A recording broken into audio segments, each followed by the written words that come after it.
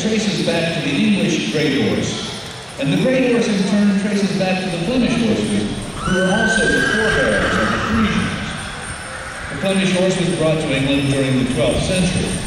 They were noted for their size as well as for colors and markings, similar to what we think is typical for the Shires today. The English Grey Horses had been used both on the continent and on the British Isles as war horses.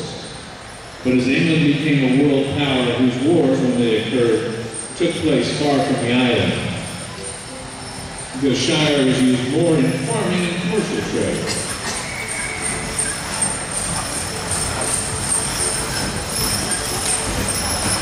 During the 1800s, vast quantities of goods were shipped both to and from English ports, and the Shire contributed dramatically to the movement of these goods at and around the docks. At the same time, farming developed a need for strong, docile horses that could work the fields of either the flat, marshy fen counties or drier Yorkshire and Lancashire. The stockmen of Britain selected for a horse to fill these needs, as well as those of the streets of Liverpool and London. Historically, the Shire has been massive. Early in this century, they were routinely called the largest of the draft breeds.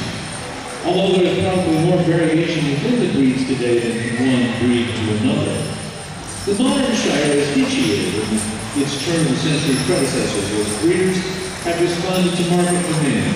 The most common colors are flats, bays, and browns, with blaze and white legs as preferred markings. There are also some grays and even fewer runs and chestnuts.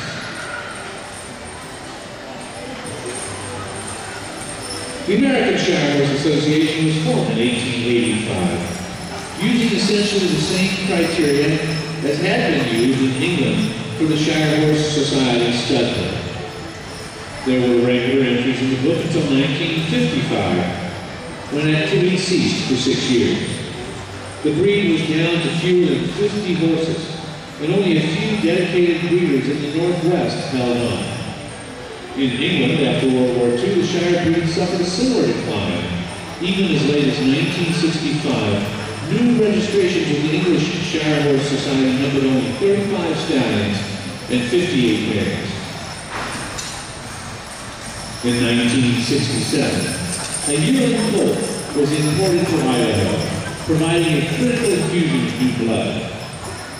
Since then, several hundred more horses have been imported, so that the Shire today includes a higher percentage of recently imported breeding animals than the other draft breeds.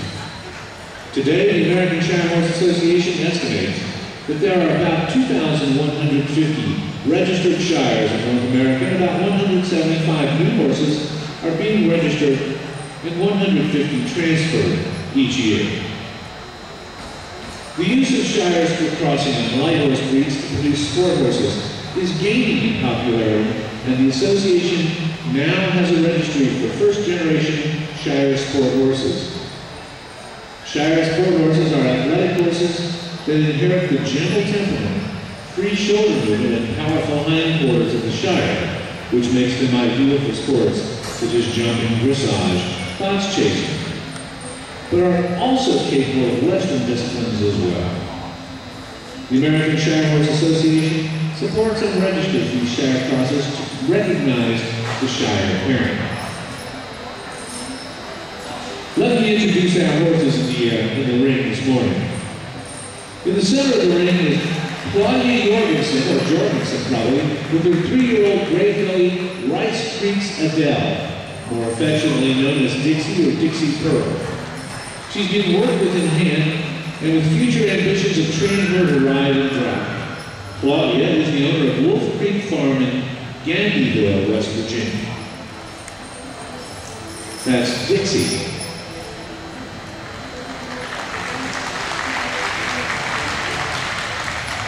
Also in the center of the ring are 2 yearling Shires. One, a black filly named Rice Creek Giselle, led by Dan Hubble, and the other is Rice Creek Apache, a gray colt, led by Dan's daughter, Teresa. Dan Hubble is the owner of Rice Creek Shires in Traverse City, Michigan. Dan, his wife Barb, and 4 children have been involved with the Shire breed for the past 10 years. Their farm began in 1978, and along with the Shires, raised pasture-grazed livestock. They enjoy their horses by using them in parades, petting zoos, and occasionally exhibiting at local shows. Dan Hubble is the president of the American Shire Horse Association.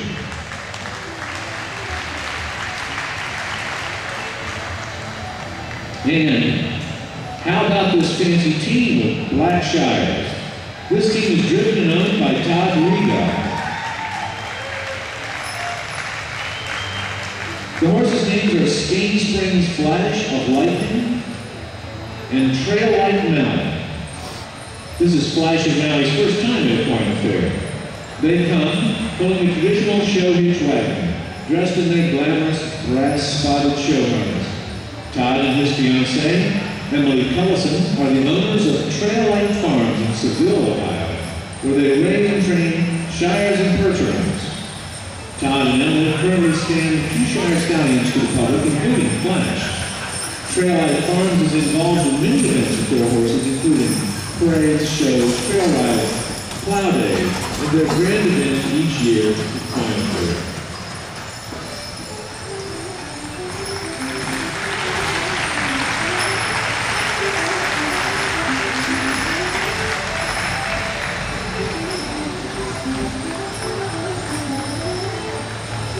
I'm going to let you enjoy the horses for a few minutes, and then I'll read our conclusion.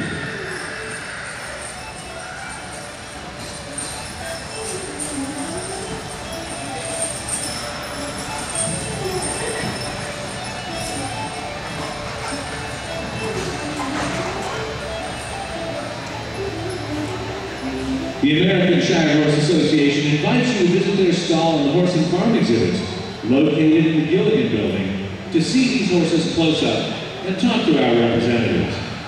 They're on the green wall. So, please, stop by and visit and talk Shires.